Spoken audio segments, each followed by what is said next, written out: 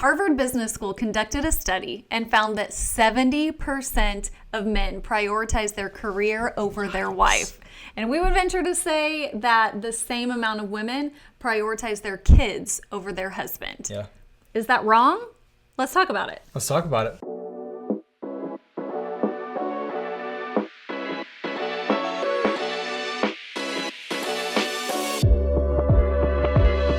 Welcome to the Greater Marriage Podcast. We're so glad you guys joined us today. My name is Dustyn.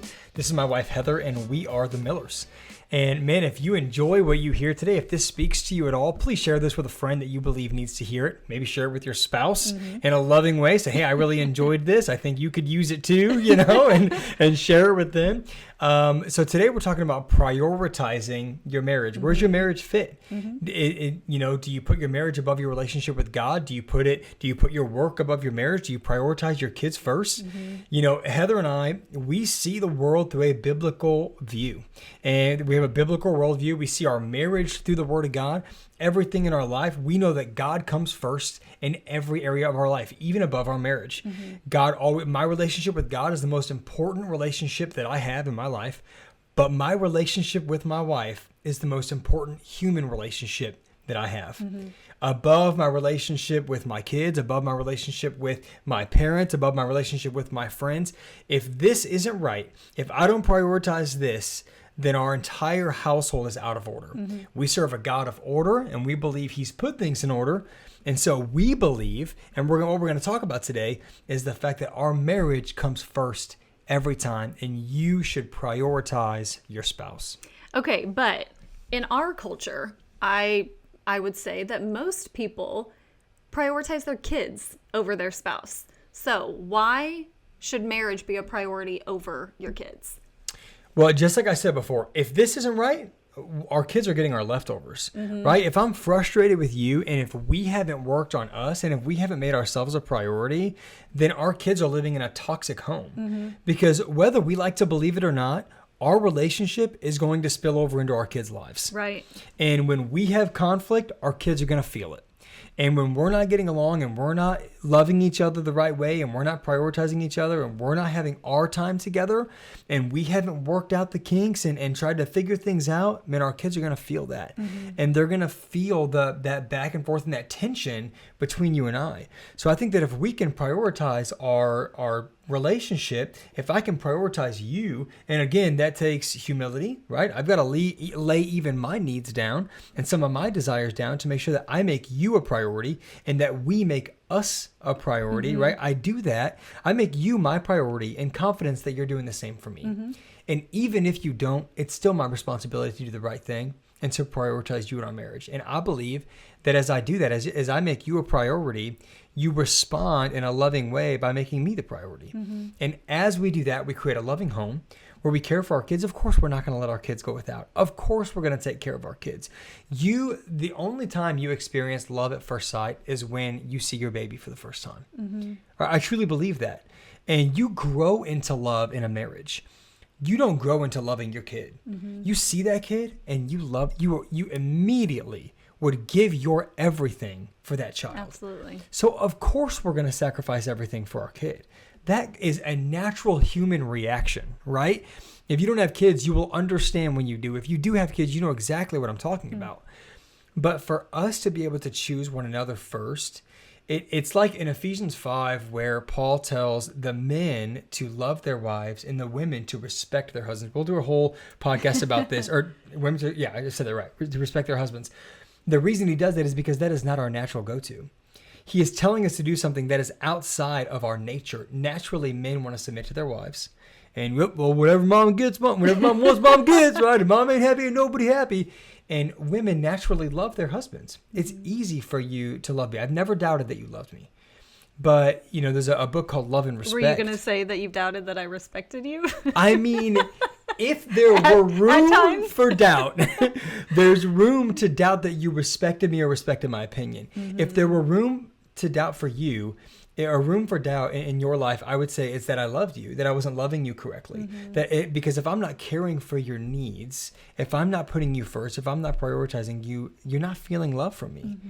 Is that right? Is that a right assumption? Absolutely. And so as husbands and wives, we have to make sure that we love one another, and in that love, prioritize one another. And speaking to kids, the greatest gift that we can give our kids is the picture of a healthy marriage. Yes, 100%. I mean, first of all, it's an example right in front of them of the love that God had for the church. Yeah. Our marriage is supposed to be a reflection of that. Secondly, it gives them a picture of what they are searching for in their life. I want my daughter to grow up and be searching for a husband who looks like her dad, looks, sure, but who acts like her dad, who is a man of God, who has those same godly principles that she has seen through her whole life. And I would hope that my sons would be able to say the same thing about me. And so being able to give them a front row seat day in and day out of what a healthy marriage should look like is the greatest gift we could ever give them. Yeah, that's so good. When you get married, you have to take a moment to examine your life and realize what you need to reprioritize. It doesn't mean that you hate those things now. It doesn't mean that you don't get to enjoy those things now. It just means that you reprioritize them in their life, right? You begin to reprioritize your relationship with your parents. Do I love my parents less? No. Do I hate my parents? No. But they just have a different place in my life now. And my friends, do I no longer get to hang out with my friends now because I'm married? No, absolutely not. We need community. I need accountability. I need my guys in my life. But the priority is different now, right? And the same with our kids. Of course we love our kids. Of course we're going to do everything that we can in our power to make sure that our kids are well taken care of. But they don't come first. Our marriage comes first. Matthew 19:6 says, "So since they are no longer two but one, let no one split apart what God has joined together." Let no one split apart what God has joined together. Not even you. Don't let yourself get in the way of what God has brought together. Don't let yourself get in the way of what God has ordained, right? God has ordained marriage. He's ordained you and your spouse. This is a blessing that you're a part of this covenant that is a picture of God. The whole reason humans exist on the earth is to be a reflection of the glory of God.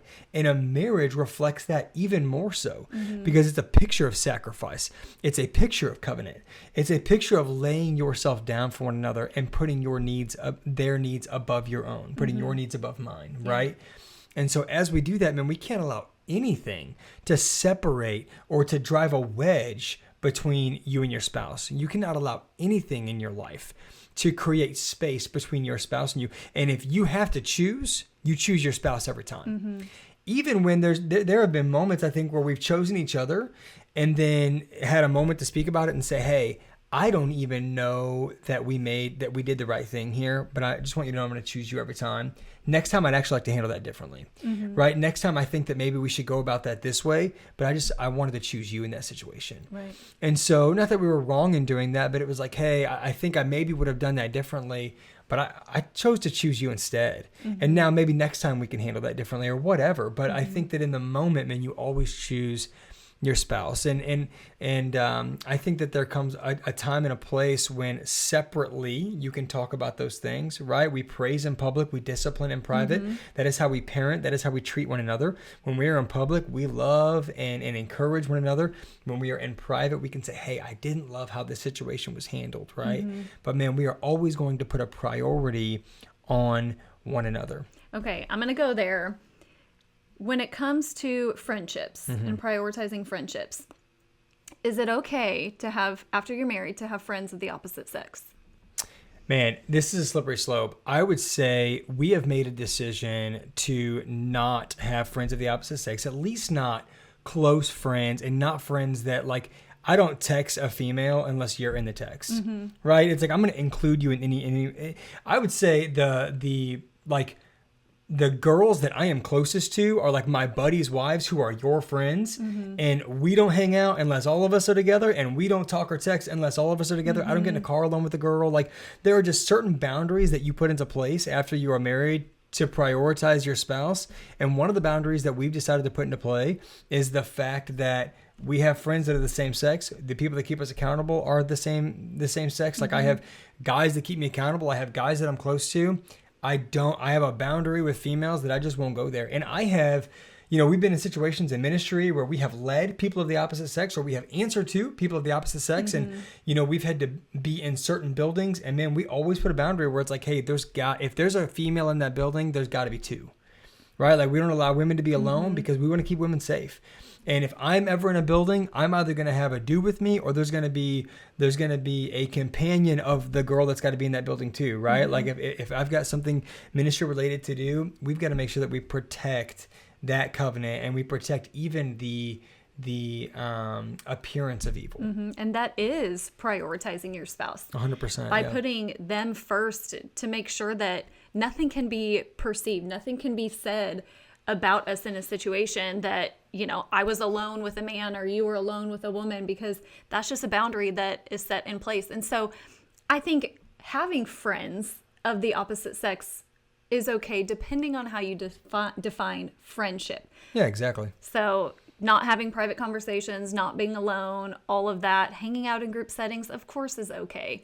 But that, you're right, is a very slippery slope that I think very easily can be a door that's left cracked open, that people maybe peek in a very innocent way, and before they know it, the door is flung wide open and they're in a situation that could potentially destroy their marriage. Yeah, I think another way that you prioritize one another is transparency, right? Being able to say, hey, if my phone's out, like my phone is free game all the time, right? Your phone is free game. Yeah. I mean, I feel like one of us constantly doesn't know where our phone is, right? And so it's like, oh shoot, where's my phone? I'll just grab yours, or you can grab mine or whatever.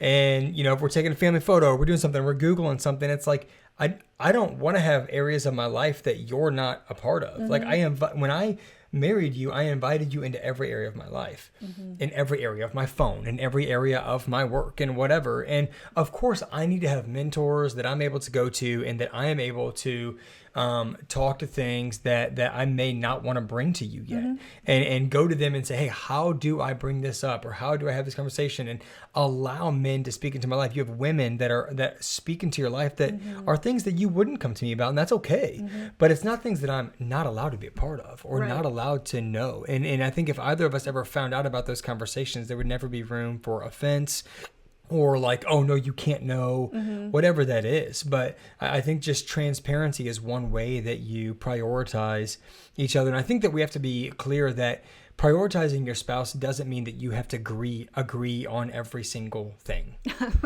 Quite the opposite. I feel like it is impossible. I was going to say nearly impossible, No, it's but impossible. it is impossible. It's impossible. Absolutely. Yeah. We rarely agree right away, just so everyone knows. Like, we are exact opposites. I know some people think the Enneagram is from Satan and that it's the devil. It's the only reference I have right now, but like, we're on opposite ends of the spectrum on every personality test, on everything that we do. Like, I mean, I feel like we couldn't be more separate. I am like right brain, creative, super fun. You I feel like that was even more fun, and left brain, and you bring order to things, and you have brought an incredible order to my life. I live in the spreadsheet world. You live in the spreadsheets. I mean, love a good checklist. When it comes to food, when it comes to movies, when it comes to even like comedy, like in every way, I feel like we are opposites. Heather, you like trash food.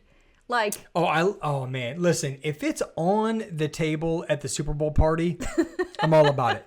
Like, the triple dipper is like my love language. No. Oh, come on. No, the amount of wasted money on that food. It's so good. We are so opposite. If it's not deep fried, get it out of here. Oh. You know what I'm saying? Ugh, woof. But you're like a sweets person, and like I don't need it. Like, sweets are great. I love chocolate chip cookies. I love brownies.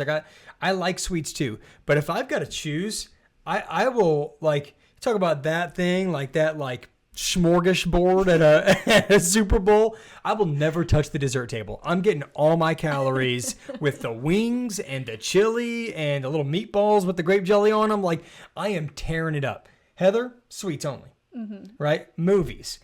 Heather wants like a rom-com. She wants like a terrible Hallmark movie that Terrible? awful. Like Oh. if there's a movie with an actor you've never heard of, Heather loves that movie. I, on the other hand, I want to be moved. Like Those are moving. No, come on. I want they to move me feel to something. tears. Oh, move you to tears. Those are the Gracious, best listen. ones. The girl from New York marries the dude from South Carolina. It happens every time. She's gonna come back. It's gonna end the same way. But it still makes you feel so good. I want to not know the ending. I want to be moved. I want to feel something. I want to cry. I want to laugh. I want to hurt for the main character. Okay. Like, Obviously, we are opposites in every sense of the word. And that's okay. yeah, it's okay. It's okay. Heather lives by a schedule. I live by her schedule. I just, true. I literally am logged in to Heather's Google schedule and I just follow it. And as much as I check it, I also ask what is on the schedule. It's like, babe, I just looked at it, but I need you to let me know what are we doing tonight, because And I say, check the schedule. check the schedule. But it's okay to be opposite. Prioritizing your spouse doesn't mean that you just lay aside yourself and you just do whatever they want, or that you've lost your individuality, or that you have to agree on every single thing, because, well, we've got to prioritize each other. You can agree to disagree on things. You can have your own likes and dislikes. You can meet in the middle and say, hey, tonight we're going to watch your show until you fall asleep, and then I'm going to watch my show. And it's not going to be anything inappropriate. It's going to be something that you would hate. And that's okay. It's going to move me, and I'm going to wake up tired, but I'm going to have loved the movie I watched, and you're going to only remember watching the rom-com. That's typically how it happens. It's a great compromise. It's a great compromise. Okay, what's another way that we prioritize our spouse? Pray for your spouse. Yes. You have to pray for your spouse. Like, you're doing a disservice to yourself and to your marriage and to your spouse if you're not praying for them. And if you don't know how to pray, there are so many resources out there. Power of a Praying Wife, Power of a Praying Husband, Power of a Praying Parent. They've written all of them. It's like what were the books back in the day that was like Whatever for Dummies? Like, they have a Power of a Praying anything you could imagine. There are prayers that shake heaven and earth. Like, there are so many great resources out there. We'll link some resources. I also love praying the scriptures for your children. Yes, pray scriptures over your kids. That whole series is so good too. And I'll take it even a step further to pray for your spouse when you're ticked off. Yeah, especially. That's the hardest time, because wow, that takes a lot of humility to set aside your own emotions and pray for them. But nothing calms me down quicker or gets me to a place of level-headedness to have a conversation with you than praying for you. Yeah. Not only pray for your spouse, pray with your spouse. You should be setting aside time to pray together. Sometimes I think that people see the spiritual side of their life as something that's embarrassing, or, especially when it comes to prayer life. I think that it's something that people can be like, well, that's kind of my thing. Like, I'm embarrassed to pray in front of other people. Man, you need to break through that with your spouse. Spend time praying with one another. Write things out that you're believing God for, and pray through those things together. And because then you get to celebrate in the joy of those things. And it's not just something I'm believing for, it's something that we're believing for. And it's a place where we can come together and together prioritize our marriage and actually pray through things and see God work on our behalf, and He will, and we've seen it. And it brings you and your spouse closer together too, because prayer is such a vulnerable place anyways, right? We're so vulnerable with the Lord, and even though He already knows our heart, He knows the desires of our heart, but to bring things to Him is being vulnerable. So to open up that door to our spouse and let them in on that, it just tightens that bond that we have with each other. Yeah, it does. Another thing you need to do to prioritize your spouse is to set boundaries. And this is a tough one, because boundaries take discipline and they take time to figure out and time to establish, but they're so important for your marriage. For us, one of our boundaries is, like, our kids don't sleep with us. They'll come in and jump in our bed in the morning, and we'll cuddle up and have that moment. Or, before, obviously we have 3 kids. Jericho is 11 years old. Israel is 9 years old, and Noah Grace just turned 6. And so on any given night, at any given time, a kid could get up, right? Especially when they were younger. And Noah Grace does. She takes she's the only one on the first floor with us, and she just loves that little cut through our closet and bathroom to get to our bedroom. But she knows it well. But when she comes in, we're like, get out of here. I mean, we're loving. We love on her. We take care of her, and we send her back to bed. Or we get up and we go and we tuck her back in bed and we say, sweetheart, you need to stay in your bed. Or if your kid is sick, there's something out of the ordinary. Of course. We'll go in and, be with them in there. But the overwhelming majority of the time, that's the exception. Yeah. We're not talking about the exceptions. We're talking about every night. The kids don't sleep in bed with us. And that's a controversial subject. Controversial? Controversial? Wow. Conversation? Subject. But for us, and we're not saying that you have to do things this way per se, but for us, this is the way that we prioritize our marriage, because that gives us time without interruptions to just be a married couple. Yeah. It allows us to play a lot of rummy. And it allows us to watch horror rom-coms together. You were going to go full rummy? Okay. Well, or did you not know where I was going with that? No, I didn't think you were going rummy. Okay. Yeah. Well, play a lot of rummy is what we do in the evenings. And so, no, for real, our bedroom isn't off limits. Our kids are perfectly comfortable coming into our room. And we've created that space, but they know the boundary. They know that they're not going to crawl up into bed and spend the evening with us. Like, they know they're just coming down to tell us that their belly hurts again, that they need a snack, or they're thirsty, or whatever all of our kids say. But we've set that boundary. We've set a boundary with parents. And it's like, mom and dad, we have our own traditions now. And we're building our own family now. And this is our blood now. And this is our bloodline and our legacy now with friends. It's like, listen, guys, I can't make it this weekend. I've got to set aside time for my wife. We've got to have a date night. Hey, friends, we're not going on a double date tonight. Sorry, we've got to have our date. Like, we've got to spend our time together. And so we have set these boundaries in the time that we spend with other people and the time that we get to spend with one another. And we are strict on ourselves and how many dates we go on per week or per month and how much time we spend together.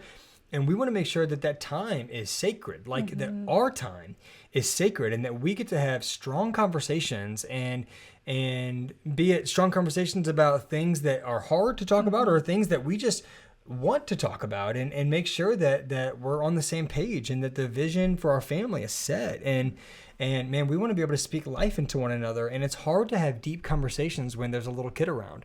And so we make sure, and I'm not just saying kids, but it's hard to have deep conversations when work is the priority or when you're out with your friends all the time. Like, we make sure we made this promise when I travel a little bit for work, not a ton, but if we're both in town, we go to bed together.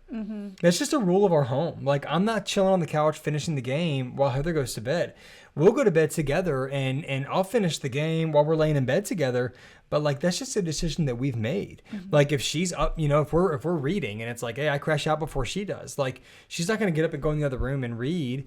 We're going to stay together and you're going to finish your book and then hit the light and go to sleep. Like, we just have made it a priority in our relationship that, man, we go to bed together and that's what we do.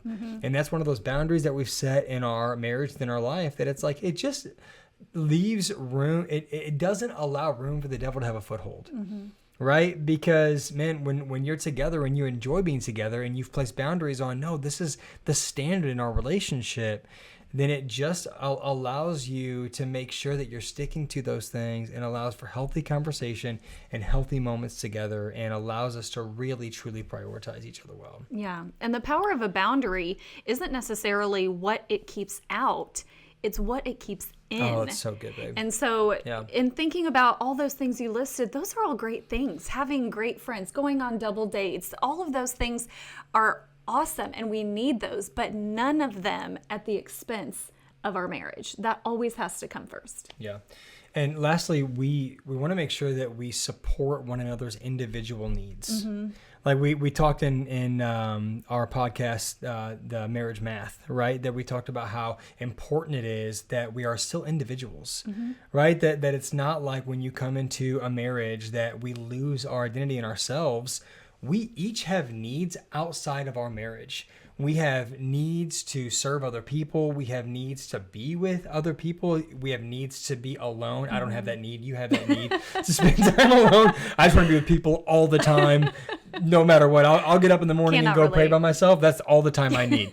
My prayer in this room, I get on my knees and pray for an hour, 30 minutes in the morning, and I am good to go. I need people around me after that, just who I am. But we have needs outside, and our needs are different, right? Mm-hmm. Like you do need time to just have time to yourself. Mm-hmm. I need to be with people. I'm energized being around people. I love being in a crowd, and I love hanging out with people. And you're never going to want to go hit dingers with your boys on Thursday nights. Like you're never going to join a men's softball league or co-ed softball league. You're never going to want to go play pickup basketball. But like for me, that is such a stress reliever to go be with my guys that I love, that I'm accountable to, that love me. And then we go play a sport and hate each other for a little bit and then come back together and we're all good. Like I need that time. But I mean, you can catch me, as a frequent flyer of every local coffee shop with my man. girlfriends. Talk to me.